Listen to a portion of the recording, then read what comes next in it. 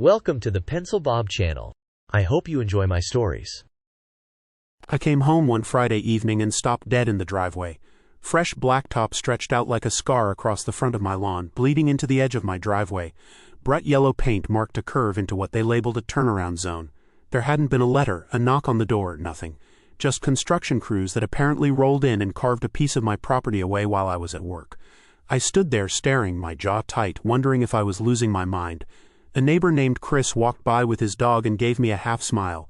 "Looks official, huh? They started this morning. Said it was part of some traffic plan." "Traffic plan," I snapped. "That's my lawn. My driveway." He shrugged like it was none of his business and kept walking. I barely slept that night.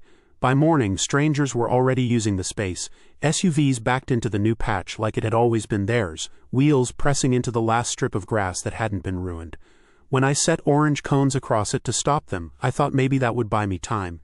Instead, by noon, I had a bright pink violation taped to my door. Obstructing public use of designated turnaround zone. Immediate removal required. My stomach churned. Public use designated. I yanked the notice down and stormed to the HOA office. Inside, President Greg sat behind a shiny oak desk. His tie was loose but his smirk was tight. The board sat in folding chairs along the wall, sipping bottled water like they were waiting for a show. "You paved part of my lawn," I said flatly. Greg leaned back in his chair. "Correction. We extended community infrastructure. Your deed outlines property lines, not traffic allocations. There's a difference." "No," I snapped. "There's no difference.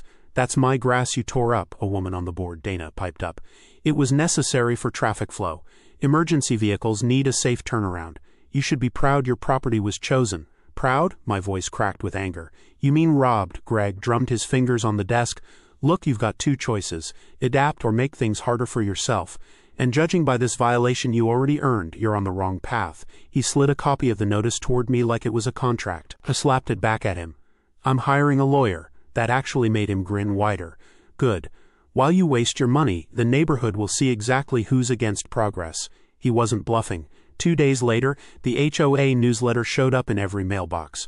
A bold headline shouted, "Resident declared hostile to community safety."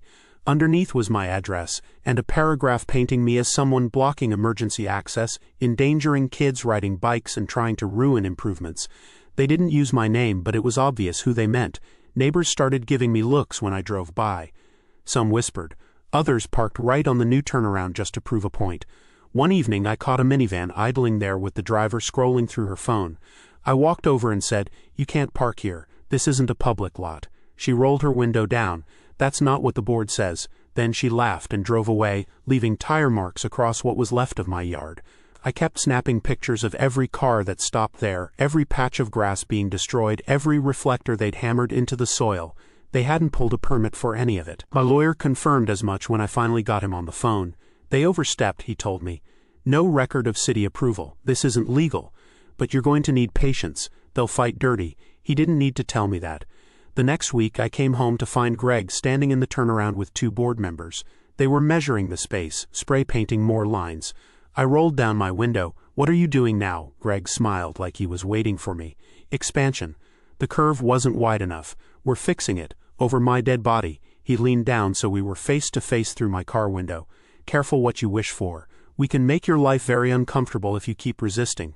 I could feel the heat in my chest, my hands gripping the steering wheel so tight my knuckles ached. For a second I pictured flooring it right there, cutting across the fresh paint and sending them scattering. But I didn't.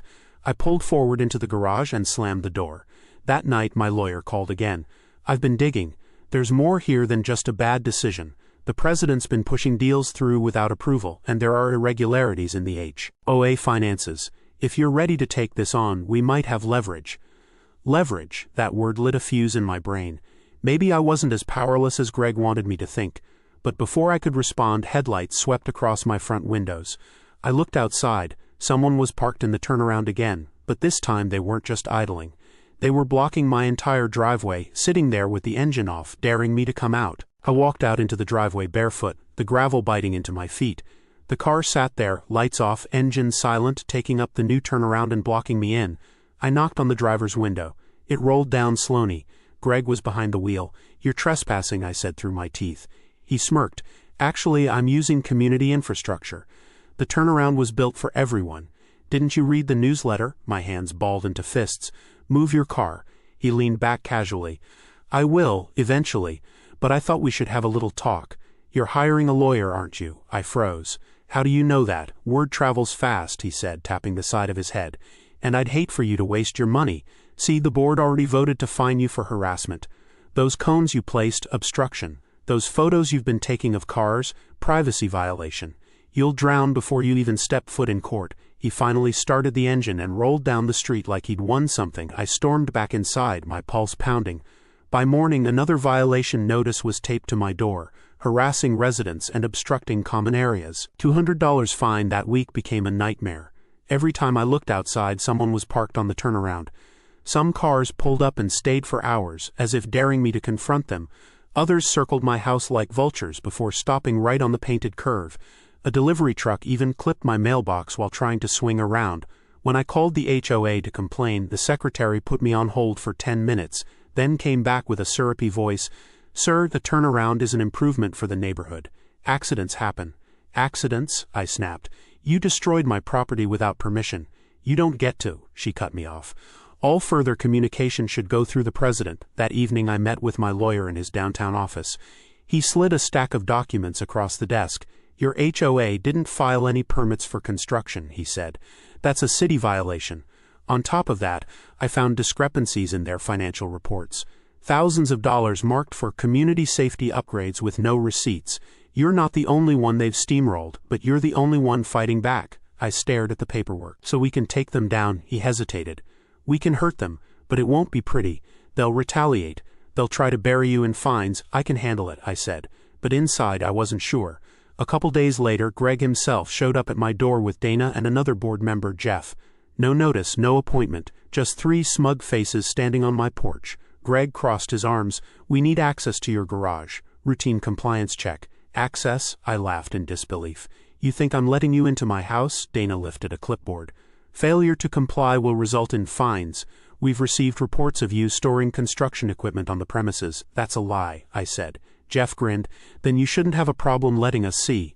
I slammed the door in their faces. They stood there for a full minute before walking away, scribbling notes. The next day, another violation, refusal of inspection. $300 fine. I sat at the kitchen table, head in my hands. My phone buzzed. It was my lawyer again. They're getting desperate, he said. I've spoken to the city. They're opening an investigation into unpermitted construction. But it might take weeks. Weeks, I muttered. I might not last that long. The harassment kept coming. Flyers were shoved into my mailbox with slogans like support progress, not obstacles. Neighbors whispered about me at the community pool. A few even shouted things when I walked my dog, but the worst came one evening when I pulled into my driveway. A group of teenagers were skateboarding on the turnaround, laughing as they ground their boards against the reflectors the HOA had installed. When I told them to leave, one shouted back, "Greg says this belongs to everyone, not you." I realized then just how far the president's poison had spread. That night I confronted Greg directly. I found him sitting at the clubhouse sipping a drink while a few board members chatted nearby. I walked straight up to his table. "You've gone too far," I said, voice low but sharp. "The city knows what you did. They're investigating." His smirk faltered for just a second before returning. "Investigating what? Improvements, safety upgrades?" You're grasping at straws. "And even if the city slaps our wrist, you'll still be the neighbor who made everyone's life harder." Dana leaned over with a sly smile. "Careful. You keep pushing and you'll regret it." I slammed my hand on the table, rattling their glasses. "You should be the ones worried, because when this blows up I won't be the one paying the price." Greg's eyes narrowed. "That sounds like a threat." "It's a promise," I said, turning on my heel and walking out before I lost control. The next morning I woke to find spray paint scrawled across my garage door in bold red letters, "Obstructionist." I stood there in the early light, heart-pounding, neighbors staring from across the street. The HOA had crossed another line, but I wasn't backing down. As I grabbed my phone to call my lawyer, another sound froze me. Engines, at least 4 of them. I turned to see multiple trucks pulling into the turnaround. Workers in reflective vests jumped out, hauling more cones, paint, and tools. They weren't here to fix damage, they were here to expand. The trucks lined up along the curb like an invading army. Workers unloaded cones, spray cans, and a small roller machine. They didn't even glance at me as they started marking new lines across what remained of my front lawn. I stormed out, phone in hand. "Stop, you don't have permission to be here." One worker looked up, shrugged, and went back to spraying. Another muttered, "Talk to the HOA." That's when Greg appeared, striding across the street in sunglasses and a polo shirt, holding a clipboard like he owned the place. Dana and Jeff trailed behind him, whispering and smiling. "Morning," Greg called. "We're expanding the turnaround. The board approved it unanimously." "You can't just keep paving over my yard," I shouted. "The city hasn't approved any of this." Greg's grin spread wider. "That's where you're wrong. The city has bigger issues than worrying about one homeowner crying over grass. Besides, you'll thank us when emergency vehicles can actually make the turn." I raised my phone, recording everything. "You're trespassing." "I'm calling the police." Greg stepped closer, lowering his voice. "Do it. By the time they show up, we'll be finished. And when they see how many neighbors support this, who do you think they'll side with?" Behind him, a small crowd had gathered. Neighbors, kids on bikes, even an older couple clapping politely as if this were a ribbon-cutting ceremony. I felt like I was standing alone against a mob. I dialed anyway. "Yes, I need officers dispatched immediately," I said into the phone. "There are people on my property performing unpermitted construction." When the cops finally arrived, Greg greeted them like old friends. "Officers, glad you're here. Just improving community safety." This man seems confused about the rules. I handed over my phone with the recordings, the violation notices, everything. "They've been harassing me. They paved over my lawn without a permit." "My lawyer already confirmed it." The officers exchanged glances. One muttered something into his radio. Then he turned back. "Sir, this is a civil dispute. We can't stop construction unless there's a court order." Greg beamed. Dana smirked. Jeff actually laughed. "I nearly lost it right there, but I forced myself to stay calm." "Fine. Then the city can deal with this. And when they do, I'll make sure everyone knows who was behind it." The officers left. The workers kept going. By the time they packed up hours later, the turnaround had doubled in size, swallowing nearly half of my front yard. Fresh reflectors glared in the evening sun like teeth. That night, my lawyer called. "The city's moving faster than expected. They've flagged your HOA for multiple violations. But it's not enough to shut them down yet. We need evidence of financial misconduct. Proof Greg and the board are pocketing money." "How do I get that?" I asked. He hesitated. "The newsletters, meeting minutes, any correspondence you receive. If they've been reckless with money, it'll be there. And if not, we may need someone on the inside." I barely slept. The next morning I dug through every notice, flyer, and newsletter I had stuffed into a drawer. Numbers didn't add up, thousands spent on safety initiatives with no contractors listed. But it wasn't enough. I needed more. That's when help came from an unexpected place. Chris, the neighbor who had shrugged me off weeks ago, showed up at my door. He looked uneasy, glancing over his shoulder before speaking. "Listen," he said quietly. "I'm on the board's mailing list. I get copies of the budgets. Greg's been funneling money to a construction company. Problem is, the company doesn't exist. It's a shell. I can get you the documents, but if they find out, I'm finished." I stared at him. "Why are you telling me this now?" "Because," he said, voice low, "they're planning more than just your lawn. Greg wants to expand turnarounds all over the neighborhood. And guess who's paying for it? Every homeowner. He's raising dues next month to cover the costs." Rage surged through me. "Get me those documents." Chris nodded nervously. "I'll try, but you didn't hear this from me." For the first time in weeks, I felt a sliver of hope. With proof, we could crush Greg. But before I could celebrate, another blow landed. That evening, as I pulled into my driveway, 2 board members were waiting with a clipboard. "You've been reported for aggressive behavior at the last meeting," one of them said smugly. "Verbal threats against the president. $500 fine." I laughed bitterly. "Of course I have." "Add it to the pile." They shoved the notice into my hand and walked away without another word. Inside, I dropped the paper on the counter and stared at the growing stack of fines. They were trying to bury me alive, but I wasn't backing down. Later that night, I got a text from Chris. "Meet me tomorrow. I'll have what you need." Finally, a crack in the armor. But just as I was about to breathe, headlights cut across my living room again. I looked outside, expecting another car in the turnaround. This time it wasn't a car. It was a flatbed truck carrying a stack of concrete barriers, and it was pulling right up to my front yard. The truck parked in front of my house, its hazard lights flashing. Workers hopped off, unstrapping thick concrete barriers that looked more at home on a highway construction site than in a neighborhood. I marched out, phone recording. "What the hell are you doing?" one of the workers grunted. "Board order. Installing traffic control. You put those on my lawn and it's trespassing," I shouted. That's when Greg stepped out of a black SUV, clipboard in hand. Sunglasses perched smugly on his face even though the sun had set. Dana followed, smirking as if she couldn't wait to see the show. "Evening," Greg said casually. "We've had complaints about vehicles not being able to maneuver safely. Barriers will fix that. You're insane, I snapped. This isn't a street, it's my yard. He tilted his head. Not anymore. This is a shared access point. You're just struggling to adapt. I turned the camera right at his face. Every second of this is going to the city and to my lawyer. You've already broken the law. Keep digging. For the first time, his smirk faltered. He waved the workers off. Fine, not tonight, but this isn't over. They loaded the barriers back onto the truck and left. Greg lingered, lowering his voice as he passed me. You think you're winning? Wait until the fines pile up. You'll beg to sell. I didn't reply. I just kept recording until his SUV disappeared down the street. The next morning, I met Chris at a coffee shop on the other side of town. He slid a folder across the table, his hands trembling. Inside were budget sheets, emails, and contracts, except the contracts were fake. Payments went out to a construction company that didn't exist, funneled to a P.O. box under Greg's name. The numbers were staggering. Tens of thousands of dollars siphoned from HOA dues. This is it, Chris whispered. But you didn't get it from me. My lawyer's eyes lit up when I dropped the folder on his desk. This is gold, not just unpermitted work. This is embezzlement. If the city gets this, Greg's finished. The whole board could be. I felt a rush of adrenaline. Finally, I had real ammunition. That night, the fight reached another level. The HOA called an emergency meeting at the clubhouse. Flyers had been shoved into mailboxes, urging everyone to attend. I went, folder in hand. The room was packed. Neighbors crammed into folding chairs, murmuring as Greg stood at the podium. Dana and Jeff flanked him like bodyguards. Greg cleared his throat. Thank you all for coming. I know there's been unrest, but tonight we set the record straight. This turnaround expansion is about safety, about progress. Yet one resident continues to obstruct. Murmurs rippled through the crowd. Greg pointed directly at me. This man has harassed workers, called police unnecessarily, and endangered our community. We've already fined him thousands, and if he refuses to comply, foreclosure is on the table. Gasps filled the room. My blood boiled. I stood, clutching the folder. Foreclosure for fighting you, paving over my lawn without permission, for exposing your lies. Greg smirked. What lies? I slammed the folder onto the podium. These fake contracts. Payments to a company that doesn't exist. Money disappearing into a P.O. box with your name on it. This isn't safety, it's theft. The room erupted, neighbors shouting, some in disbelief, others in anger.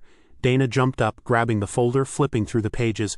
These are fabricated, she yelled, but her voice cracked. No, they're not, I said.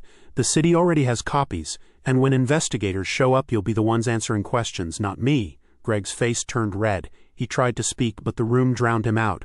Some neighbors demanded answers. Others called for his resignation. Jeff shouted over the chaos, "This meeting is over," but it wasn't. The crowd swarmed the podium, voices rising. I slipped out before things got violent. Outside, I breathed the cool night air, my heart pounding. For the first time, the neighborhood wasn't united against me. They were tearing into each other. But Greg wasn't done. The next morning, I found another violation notice on my door. Defamation against board, $1,000 fine. I laughed bitterly. They were unraveling. By evening, the fallout spread. Chris texted me. Board is in chaos. Dana wants to turn on Greg to save herself. Jeff's furious. Something's about to break. I paced the living room, adrenaline buzzing through me. If the board turned on each other, everything could collapse. But then came the sound I dreaded. Engines outside. I pulled back the curtain. This time, it wasn't just one truck. It was three. And they weren't carrying barriers. They were carrying demolition equipment. The rumble of machinery shook my windows. I stepped outside and saw the three trucks idling in the turnaround. Their trailers loaded with small excavators and concrete cutters. Workers climbed down, stretching, waiting for orders. And there he was, Greg, standing tall in a suit jacket like this was some kind of grand opening ceremony. Dana hovered beside him, clutching a folder, her face pale. Jeff barked orders at the workers like a foreman. What now? I shouted, striding across my ruined lawn. What's left to destroy? Greg spread his arms. We're expanding the turnaround into a permanent cul-de-sac. Full-scale improvement. It's what the community voted for. I scanned the crowd gathering on the sidewalks. Some neighbors clapped. Others looked uncertain. Chris stood near the back, shaking his head. There was no vote, I said. There was no permit. There's no money, and I can prove it, Greg laughed. But it was hollow now. You really think anyone cares about your conspiracy theories? That's when police cruisers rolled up. Not one, but four. Doors swung open, and city officials in reflective vests stepped out alongside uniformed officers. The crowd hushed instantly. The lead inspector strode forward, papers in hand. This construction is unauthorized. All work stops now. Greg's face drained of color. There must be a mistake. The board approved. The board doesn't override city law. The inspector cut him off. He handed Greg a cease and desist order. We've reviewed financial records. Funds were misallocated, contracts falsified. You're under investigation for fraud and embezzlement. Gasps erupted. Dana took a step back. Jeff swore under his breath. Greg sputtered, looking around like someone might save him. This is outrageous, you can't. 2 officers stepped forward and cuffed him. The crowd exploded, neighbors shouting, phones recording, some actually cheering as Greg was shoved into the back of a cruiser. Dana bolted toward her car, but Chris intercepted her. "Where are you going, Dana? You signed the checks." Her face twisted. "I didn't know." "Yes, you did," I snapped, stepping closer. "You backed him every step. You threatened me. You called me a liar." The inspector held up another paper. "Board members who signed fraudulent reports are equally liable." "You're coming with us," Dana screamed as officers pulled her hands behind her back. Jeff tried to melt into the crowd, but another officer snagged him. The 3 of them, once so smug, so untouchable, were hauled off in handcuffs while the neighborhood watched. For a moment, I thought I might feel triumphant. But the truth was uglier. The HOA collapsed overnight. The bank froze accounts. Projects stopped midstream, leaving piles of cones and equipment abandoned. Dues went unpaid, services halted. The community pool closed, landscaping contracts vanished, trash collection stopped for weeks. Neighbors who had cheered the board turned their anger on each other. Some demanded refunds, others sued. Factions formed. Those who had supported Greg versus those who claimed they never had. Fights broke out at the clubhouse. Police came back more than once. And me, I became the symbol of it all. The man who tore the HOA apart.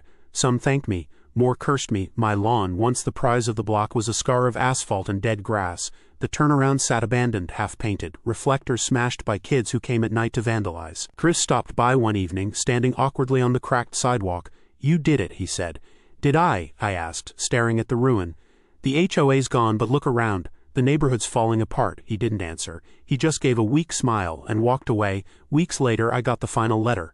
No HOA, no board, no dues. The association was dissolved after the arrests, the assets seized. In the eyes of the city, I'd won. But there was no celebration. My driveway was still carved up, my lawn gone forever. The neighbors were bitter, the streets neglected. No one maintained anything anymore. Houses started showing signs of decay, paint peeling, weeds overtaking yards. The sense of community that had once existed, however small, was gone. Greg and Dana were facing years in court. The last I heard, Greg tried to cut a deal by blaming Dana. Jeff turned on both of them. The board tore itself apart just like the neighborhood. I stood on my porch one night, staring at the empty turnaround. For weeks it had been a battlefield. Now it was just dead space, a reminder of what had been stolen. The HOA was destroyed. Greg was ruined. Dana too. The entire board had collapsed under the weight of their own greed. But there was no victory here, just ashes. The neighborhood would never recover, and every time I looked at that patch of asphalt cutting into my lawn, I knew the fight had cost more than I'd ever get back. So let me get this straight. A bunch of wannabe dictators playing community government decided they had the right to treat people's homes like their personal dollhouses, rack up fines, and harass residents over nonsense. This isn't a homeowners association, it's a racket. They don't provide services, they don't add value, and they sure as hell don't improve property values. They exist solely to justify their inflated egos while draining money from anyone unfortunate enough to live under their thumb. The way your HOA handled everything, selective enforcement, intimidation tactics, and total disregard for basic decency, is proof that these organizations are just legal scams. They deserve to collapse, and the board should be embarrassed for the rest of their lives. Honestly, they should be sued into oblivion.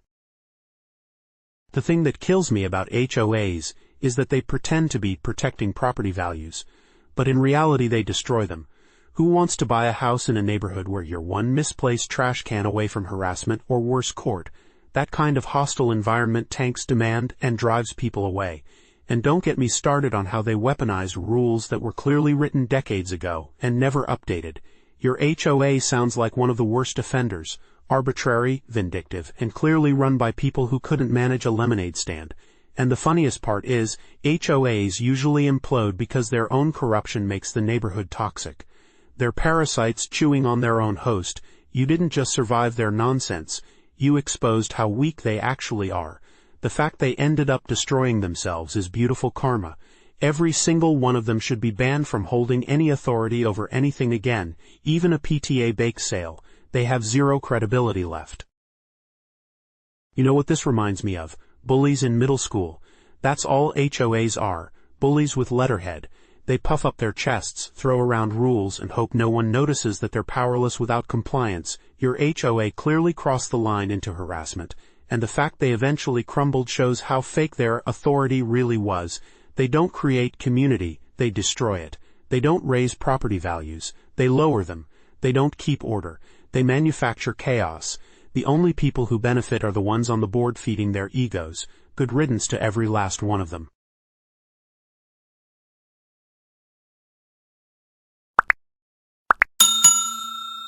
I would like to thank you for watching the video to the end. To encourage us to make more videos, please like, subscribe, comment, as well as share. Check out this other video if you haven't already.